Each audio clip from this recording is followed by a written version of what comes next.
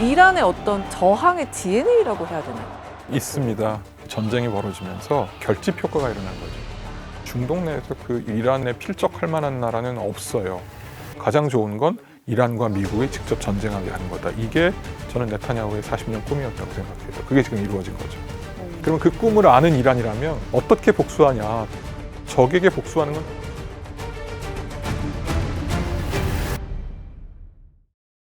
이란 전쟁 이야기 지식의 발견에서 인남식 교수님과 함께 하고 있습니다.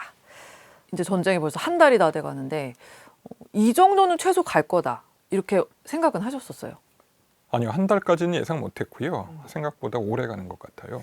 둘 다 자존심 싸움이 계속 치킨 게임처럼 가는 거고 이걸 계속 군부를 떼는 게 저는 이스라엘이라고 생각합니다. 그러니까요. 전쟁이 길어지면 득을 보는 사람은 결국 네타냐후다. 네타냐후와 푸틴. 네타냐후와 푸틴. 네, 두 명은 확실하죠. 그러니까 네타냐후는 이 전쟁으로 아예 이란을 정말 쪽도 못 쓰게 이렇게 만들어야지 그 결과가 있어야지만 이 전쟁의 어떤 유의미하다? 개인의 이익이 먼저 발동한 거죠.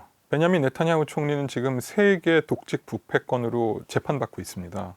그런데 이제 총리직에 올라 있기 때문에 재판이 진행 중이긴 하나 계속 미뤄지고 있고 만약에 총리직을 내려놓는 순간 바로 재판이 가속화되면서 판결까지 막 달려가야 되는 상황입니다.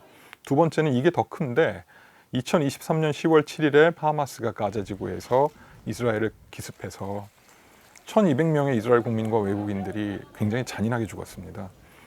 근데 그게 하마스를 규탄하고 하마스에 대해서 비판하는 것과 별개로 이스라엘의 어떤 독특한 정치 문화와 군사 문화는 적의 기습을 막지 못한 지도자는 반드시 책임을 지게 합니다. 모든 전쟁이 그랬어요. 이스라엘이 네. 겪었던. 예. 그러면 전쟁이 끝나는 순간 뭘 하냐면 대법원 주재로 조사위원회가 만들어져서 그 당시에 정보 실패부터 시작해서 왜 도발을 못 막았나? 왜 빨리 우리 방어작전에 나가지 못했는가를 반드시 다 치열하게 치밀하게 검사할 겁니다. 그러면 네타냐후가 빠져나갈 구멍이 없어요. 굉장히 긴 스토리인데 네타냐후가 그 당시에 정보 실패가 있도록 만들었던 간접적 책임이 있다는 정황들이 많이 나오고 있습니다. 네. 그러다 보니까 이 전쟁이 개인적으로는 종전되지 않는 것이 네타냐후 개인의 정치적인 이익과 연결되고 있다는 게 이제 개인의 이해관계로 설명하는 것 하나. 네. 또 하나는 사실은 이란이라고 하는 주적은 이스라엘 입장에서는 정권이 바뀌는 게 국가 이익에 합치한다고 말씀드릴 수가 있죠. 그러니까 네타냐후 입장에서는 40년 만에 온 기회라는 걸 자꾸 이야기하면서 네. 차제에 이런 정권이 바뀌어서 이스라엘에 더 이상 위협이 되지 않게 만드는 한 세대 만에 찾아온 기회라고 이야기를 하고 있습니다. 그 말은 맞기도 해요. 왜냐하면 이스라엘이 이란을 공격한다고 가정했을 때 제일 이스라엘이 두려워했던 것은 자기들은 이란과 1500km 떨어져 있지만 이란의 그 소위 대리인들이 레바논 헤즈볼라는 바로 머리 위에 있기 때문에 언제든지 자기들을 보복할 수 있다는 거죠. 불리한 상황이었다는 거예요. 근데 지금 그게 역전돼 있거든요. 자기들은 2020년에 UAE랑 아브라함 협정 맺으면서 우방국들을 바로 적 앞에 깔아놓은 상태인 거죠. 그러니까 지금 아니면 자기는 답이 없다고 판단을 했고, 그러니까 자기 개인적 이익과 국가 이익의 그 계산이 딱 일치한 겁니다. 그리고 이 전쟁이 지금 계속되면서 전쟁을 지지하는 이스라엘의 여론이 94%까지 올라갔습니다. 그러면 올 10월에 총선이 있는데 예. 높은 확률로 재선될 가능성이 지금 높아요. 그래서 지금 나오는 얘기는 6월경에 아예 조기 총선할 수도 있다. 트럼프가 왜 이 전쟁을 시작했는지 결국은 네타냐후한테 속은 거다 이런 설명이 가장 설득력 있게 좀 들리는 것 같아요. 그거는 설득력 있어요. 그런데 아무리 그래도 네. 예, 미국 대통령이 그러니까요. 별 관심도 없고 뭐 그런데 옆에 와서 총리가 합시다 한다고 해서 이런 어마어마한 일을 벌였을까라고 생각하면 좀 이상하잖아요. 제가 보기에 이 네타냐후는 일종의 헤어 트리거, 그러니까 이렇게 불을 붙여가지고 막 밀고 간 사람일 수는 있어요. 그러나 트럼프 대통령 본인도 사실은 이란에 대해서 굉장히 중요한 어떤 숙제 같은 느낌을 갖고 있었을 거예요. 왜냐하면 트럼프 대통령의 정치 입문 계기가 오바마 대통령이었고, 네. 그래서 일기 때 오바마는 완전히 반대로 가는 외교 정책을 펴거든요. 근데 오바마 대통령의 가장 큰 외교의 치적은 두 가지가 있었는데, 하나는 파리 기후변화 협상이었고요. 또 하나는 JCPOA라고 하는 2015년 7월에 이란과의 핵 합의였어요. 그거는 엄청난 합의였거든요. 그러니까 21세기 외교 협상의 가장 아름다운 금자탑이라고 하는 평가를 많이 받았어요. 국제사회에서. 그러니까 트럼프 대통령 입장에서는 아니나 다를까 이거는 잘못된 딜이다. 이걸 계속 얘기했고 2018년에 완전 일방적으로 파기하고 제재를 복원했단 말이에요. 근데 그냥 제재만 복원됐고 여전히 이란은 다시 핵 개발에 나선 징후가 보였고 실제로 우라늄 농축을 3.67에서 60%까지 올려놓은 상태였어요. 그럼 트럼프 입장에서는 뭔가 지금 일은 자기가 벌렸는데 네. 핵 능력은 고도화되고 막 주변에서 장난치고 막 이런 상황이 벌어진 거죠. 그러니까 머릿속 한 구석에는 이란을 내가 완전히 뒤집어서 정권 교체를 하거나 내 말을 잘 듣도록 항복만 시킬 수 있다면 그럼 내가 진짜 활용점정의 외교 성과를 얻는 건데 하는 생각은 있었을 거예요. 네타냐후는 그걸 잘 알고 있고 이 위험한 47년 혁명 체제를 뒤집어 엎어서 이제 친서방 국가로 만들 수 있는 그 타이밍이 이제 왔습니다라는 설득을 네타냐후가 했던 것 같고 트럼프 대통령이 있으면 지금이 기회란 말이야? 라고 하는 생각을 했을 법하죠. 그걸 작년 6월에 한번 확인했던 거예요. 네. 거기다 이번에 베네수엘라 공식을 본 거고. 네. 근데 이 이란의 어떤 그 저항의 DNA라고 해야 되나요? 그러니까 저희가 좀 이해하기 어려운 이란만의 DNA가 좀 있는 것 같다는 생각이 있습니다. 1979년에 이란이 이슬람 혁명을 완성시키거든요. 네. 그러면서 곧바로 그 샤털 아랍이라고 하는 수로 분쟁을 빌미로 이라크와 8년 전쟁에 들어갑니다. 그러니까 이슬람 혁명 이후에는 완전히 뭐 국가가 도대체 어떻게 가는 건지 다 그 좌충우돌 할 때인데 8년 동안 이라크와 전쟁을 하면서 국가의 기틀을 갖춥니다. 전쟁을 하면서 오히려요. 오히려 그렇죠. 왜냐하면 이제 참전하고 싸워야 되고 그 마음을 모으게 되고 그동안 막 흩어졌던 그 사람들이 어쨌든 각 진지에서 네. 서로 전우가 되는 거잖아요. 어. 참호에서. 그러면서 국가가 이제 점점 결속력이 만들어져 가는데 하필이면 그 국가가 이슬람 신정주의 국가가 이데올로기가 된 거란 말이에요. 그러니까 그 시아파 이슬람 서사가 그 전쟁과 같이 맞물리면서 녹아 들어갑니다. 이게 좀 어려운 얘기긴 한데 그러다 보니까 이 시아파는 항상 순교의 서사가 있어요. 네. 680년에 지금 수니파 조상에게 자기들의 조상이 정말로 비참하게 속아가지고 학살당했다. 그게 이제 시아파의 일종의 그거거든요. 지금도 마찬가지라고 보는 거죠. 외세에게 우리가 협상하다가 또 속았다. 또 당했다. 그러면서 그렇다면 우리가 어떻게 해야 되냐. 여기서 그냥 680년에 당한 것도 그렇고 예. 작년 6월에도 또 그렇게 당했고 네. 협상하다가 당했다면 이번에도 우리가 그냥 유야무야 하면서 적당히 전쟁을 멈추는 게 그게 이런 일이 또 반복되지 말라는 법이 어딨냐라고 하면서 이번에는 우리가 피를 보는 한이 있더라도 적을 물어서라도 같이 피를 봐야만 이게 재발되지 않을 거다라고 하는 일종의 그 결집력 이런 것들이 작동하고 있는 것 같아요. 그리고 이 전쟁 가장 첫 부분에 예. 최고 지도자 하메네이와 주변 일가족들. 인사들이 다 예. 날아가는데 일가족까지 같이 다 죽었단 말이에요. 모스타바가 거기가 죽을 자리라는 걸 알고 그 자리에 간 건데 네. 이 상징하는 서사는 꽤 큰 거죠. 사람들 더 결속시킬 가능성이 높아요. 그게 이제 미국 이스라엘의 계산과 이란의 실제와 달랐던 부분이에요. 미국과 이스라엘은 베네수엘라 공식에 굉장히 몰입돼 있어서 수장을 날리면 쫙 그 체제는 따라오게 돼 있다. 하메네이가 없으면 무너지지 않을까라고 생각을 했는데 아니었던 거죠.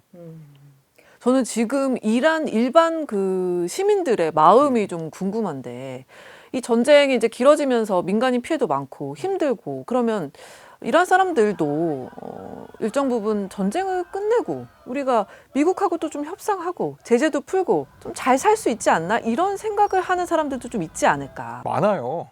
그래요. 네, 제가 보기엔 한 70%는 그쪽에 가깝다고 봐요. 그게 광범위한 체제 반대 세력이라고 저는 봐요. 예. 다만 그 70%는 그럼 어떻게 해야지에 대해서는 많이 달라요. 근데 지금 갑자기 이 전쟁이 벌어지면서 결집 효과가 일어난 거죠. 한마디로 얘기하면 변화는 원한다.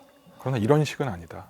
그러니까 트럼프 대통령이 생각했던 게 하메네이를 제거하면 그 70%가 들고 일어날 줄 그러니까요. 알았죠. 그런데 이 순교의 서사가 만들어졌고 말씀드렸던 것처럼 이란 이라크 전쟁 8년 동안 심어놓았던 그 교리들이 있습니다. 바시지 민병대라고 하는 세포 조직들이 단순히 전선에만 배치되어 있는 게 아니라 일반 민간 영역 속에 다 들어가 있어서 이 사람들이 전시에 오히려 반정부 세력들을 더 집요하게 찾아내는 공포 구조가 지금 만들어졌어요.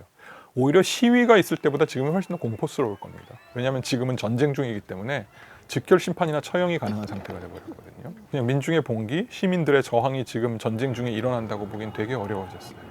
아, 그러니까 이제 예를 들면 누군가가 이제 우리가 좀 다른 목소리를 내보자 이렇게 규합을 하려고 해도 감시의 눈이 더 그게 작동하고 있고 거기에 이제 아까 말씀드린 뭐 굳이 체제까지 바꾸냐 행태만 바꾸자고 했던 온건파 반 체제 세력은 지금 우리가 주적이 체제가 아니라 시오니스트야 이렇게 돼버리니까 오히려 더 동력은 떨어졌죠.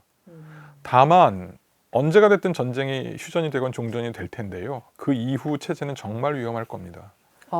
왜냐하면 이미 국토는 초토화됐고 가용자원은 없고 복구는 해야 되는데 민심은 지금이야 뭐 전쟁 중이니까 체제 위주로 모인다고 하지만 이제는 배고픈 소리가 더 나올 거고 네. 견딜 수 없는 상황이 될 거예요. 저는 오히려 정치 변동 가능성은 종전 휴전 이후의 체제에게 더 강한 압박으로 다가올 것 같고 그때 오히려 국제사회와 협상하고 제재 풀자고 하는 목소리가 더 강해질 가능성이 있어요. 그렇다면 그때의 지도부를 어떻게 지금 구상할 것인가가 국제사회가 좀 내다보면서 준비해야 되지 않나 하는 생각도 들어요. 그러니까 이란을 정말 바꾸고 싶으면 전쟁을 빨리 끝내야 되는 거네요. 맞습니다. 저는 그렇게 생각해요. 지금 1979년부터 이어져 온 이 네. 신정 체제가 교수님이 보시기에는 무너질 때가 좀 됐다? 저는 시효가 됐다고 생각해요. 그 전쟁이 이제 끝나면요. 이란이 핵에 더 집착할 거다. 북한처럼 되고 싶을 거다. 이런 전망들을 또 하시는 분들이 있던데 교수님은 어떤 생각이세요? 전제가 필요해요. 이 정권이 예. 이 어마어마한 전쟁으로부터 살아남고 그리고 다시는 이런 공격을 당하지 말아야지라고 하면서 절치부심하면서 자기들의 안보의 최우선순위를 고려한다면 당연히 핵무장일 거예요. 그러니까 거의 높은 확률로 만약에 체제가 생존하고 이 지배연합이 계속 그 자리에 있다고 하면 핵 개발에 나설 가능성이 높죠. 그러나 아까 말씀드렸던 것처럼 딜레마예요. 이란은 이제 완전히 그 중동 내에서도 일종의 빌런이 됐어요. 자기들도 다급하니까 막 두바이 때리고 아부다비 때리고 막 이렇게 되니까 선을 넘은 거죠. 남은 거죠. 그러면 어쨌든 이란 입장에서는 이 나라들과 거래를 해야 되고 특히 두바이는 제재 상태에서 이란으로 들어가는 모든 달러 외환 거래의 일종의 허브였어요. 제가 두바이의 지도자라도 네. 만약에 그 체제가 그대로 있다 그러면 일단 다 뭐 무역이나 이런 거 다 중단시키고 뭔가 더 세게 자기들의 보복을 할 것 같단 말이에요. 네. 전후에 복구를 해야 되는데 그 돈과 그게 어디서 나오겠어요. 일단 뭐 식량부터 제가 보기에는 문제가 될 가능성도 있고 그러면 제재를 풀지 않고서는 답이 없어요. 그게 그 딜레마 상황에서 체제가 어떤 선택을 하느냐가 문제겠죠. 만약에 생존을 위해서 자기들이 잠깐 가드를 내려놓는다고 하면 약간 개혁파나 중도파 같은 사람들을 내세워서 협상에 다시 나오고 핵과 관련된 논의는 이전 비슷하게 갈 거예요. 그게 아니라 자기들이 어차피 더 이상 이렇게 갔다가는 우리가 아무것도 안 되겠다고 판단할 때는 더 세게 나가면서 핵 개발 치고 나갈 가능성도 없진 않고요. 근데 이건 자살행위죠. 이란은 저렇게 살 나라가 아니에요. 제가 자주 이야기하는 건데 이란 국민들은 사람들이 성정이 좋아요. 이 체제의 이 이데올로그들이 문제지. 그러니까 이란이 정말 시오니스트라고 하는 이스라엘의 철천지 원수 같을 거 아니에요. 예. 오히려 미국은 밉죠. 미국이 밉지만 이스라엘보다는 덜 미울 거예요. 왜냐면 초강대국이니까 뭐 그런 것도 있을 수 있고. 이란 입장에서. 예, 이란 입장에서. 예. 근데 이스라엘은 진짜 자기들 인구의 10분의 1도 안 되는데 미국을 막 이렇게 해가지고 자기들을 죽이려고 달려들었던 거고 더구나 소수민족도 자꾸 지금 옆에서 이렇게 하고 있단 말이에요. 그러니까 얼마나 밉겠어요. 근데 제가 이란이라면 그 이스라엘에게 보복하는 방법은 핵무기를 만들고 막 헤즈볼라 동원시켜가지고 미사일 쏘게 하는 게 아니에요. 이스라엘이 정말 공포스러운 상황은 이란이 변하는 거예요. 정상 국가로. 그러니까 그렇게 안 만들게 하기 위해서 이스라엘이 지금 하는 거죠. 애를 쓰고 있다는 그러니까 느낌이. 이란이 미국하고 더 아주 세게 협상해서 우리 다 내려놓게 이렇게 어려운 바에 우리가 더 급한 건 국민들이 먹고 사는 거니까 다 사찰받고 우리가 다 국제 규범 지킬 테니까 제재 당장 풀어줘라. 그리고 미국 기업들이 들어와서 우리 지금 노후화된 이 시설들 다 복원시켜라. 약간 이건 뭐 뇌피셜이고 그냥 꿈이에요. 그러나 그렇게 되면 이란은 굉장히 빠른 속도로 회복될 수 있는 나라고 잠재력이 큰 나라예요. 그렇게 해서 국제사회에서 정상적으로 등장하는 이란은 이스라엘 입장에서는 엄청 공포스러울 거예요. 중동 지역의 중심이 이스라엘에서 그러면 이란으로 넘어가게 된. 당연히 넘어가죠. 왜냐하면 인구 9,200만에 소위 인적 개발 능력 굉장히 뛰어나고 제조업 기반을 갖고 있고 거기에다 페르시아의 그 후예라고 하는 것도 있고 79년 이전에는 이 사람들이 정말 세속주의를 향유했던 사람들이라서 역사의 모든 변곡점들을 다 경험해 본 사람들이에요. 중동 내에서 그 이란이 만약에 정상화됐다는 걸 가정하고 이란을 필적할 만한 나라는 없어요. 그게 2015년 7월에 오바마와 이란이 했던 딜 때 이스라엘의 공포였어요. 그게 다시 있어서는 안 된다. 그러므로 미국은 무조건 이란을 적대시해야 된다. 가장 좋은 건 이란과 미국이 직접 전쟁하게 하는 거다. 이게 저는 네타냐후의 40년 꿈이었다고 생각해요. 그게 지금 이루어진 거죠. 그러면 그 꿈을 아는 이란이라면 네. 어떻게 복수하냐. 적에게 복수하는 건 적이 제일 싫어하는 옵션을 택하는 거잖아요. 그러니까 사실 전쟁이 언제 어떻게 끝나는지도 중요한데 교수님 말씀 들으니까 전쟁 후에 이란이 어떤 스탠스를 취하는지 이것도 저희가 좀 주의 네. 깊게 봐야 그러나 되네요. 높은 확률로 예. 되게 강경파가 계속 이렇게 나갈 거고요. 높은 확률로 핵 개발하려고 할 거고 또 이스라엘은 그거에 대해서 이제 응징해야 된다고 얘기할 거고 미국 정부의 분위기에 따라서 또 비슷한 일이 반복될 수도 있고요. 그러니까 좀 암울해요.